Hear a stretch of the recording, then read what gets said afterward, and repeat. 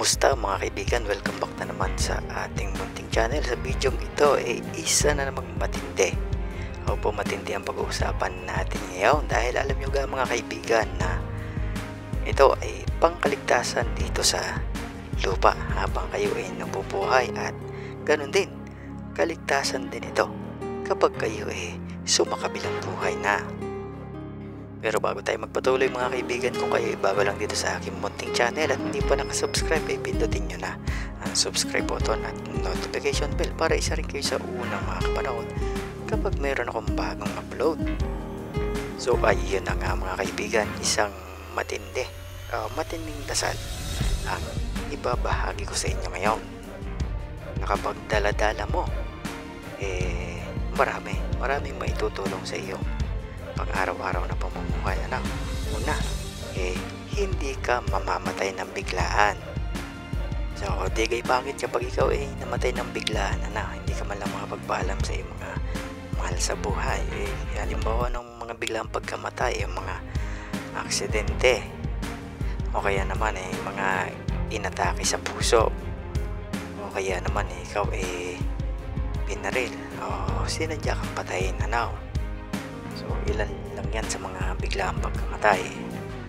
Ganon din naman kapag ang dasal na ito kinuwentas ng isang buntis, kapag sa oras na ng kanyang kapanganakan o yung siya manganganak na, hindi siya mahirapan manganak.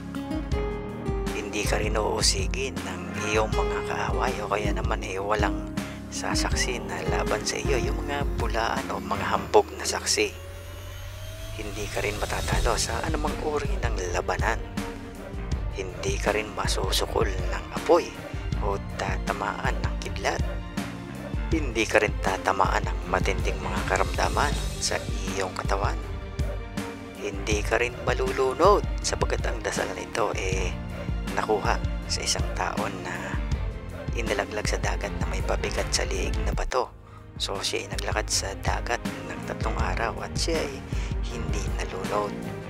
At ito pa ang matindi mga kaibigan, ayon sa pangako ng ating Panginoong Jesucristo, ang sino mang magdadasal ng dasal na ito sa loob ng 1 taon ay pagkakalooban niya ng 15 araw bago kayo mamatay ng kanyang katawan upang inyong makain at hindi kayo magdaranas ng gutom. Ganon din ng kanyang dugo upang kayo hindi mauhaw. At ito pa ang pangako ng Panginoon, ilalagda ko sa kanyang noo ang tanda ng cross na magiging tanod niya at tanggulan, at siyang babantayan ko kasama ng aking kalinis-linisang ina sa oras ng kanyang kamatayan, at tatanggapin ko ng buong kapayapaan ang kanyang kaluluwa at dadaling ko sa mga kaligayahang walang hanggan. At kung naroon na, ay ipagkakaloob ko sa kanya ang dibinidad o pagka-Diyos, at sino mang gagawa ng tunay na pagpapakasakit at pagsisisi ng kanyang kasalanan, tutuparin ang dasal na ito sa loob ng 1 taon, ay ipapatawad ko sa kanya ang lahat ng kanyang kasalanan, magbuhat sa kanyang pagsilang hanggang sa kanyang kamatayan, at ililigtas ko siya sa kapangyarihan ng tukso ng demonyo, at siya ay magiging mabuti at pangangalagaan ng kanyang kaluluwa laban sa mga pagpapasakit sa impyerno. At ang anumang hingin sa aking kabanal-banalang ina ay pagkakalooban ko ng buhay upang mamayan sa aking kaharian, mapasapiling ko magpasawalang hanggan. At narito na nga ang dasal, kaibigan.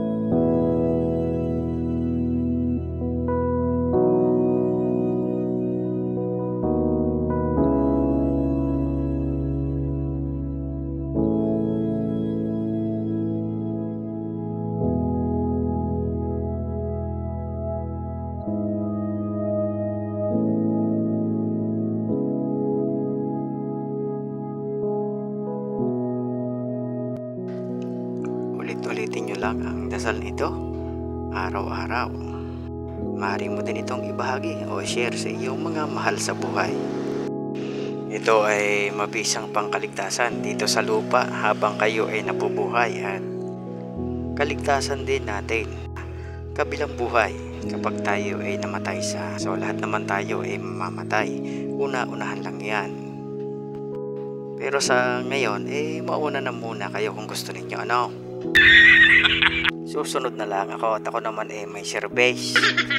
Yun, hanggang sa muli, good luck, God bless at ingat ho kayo palagi.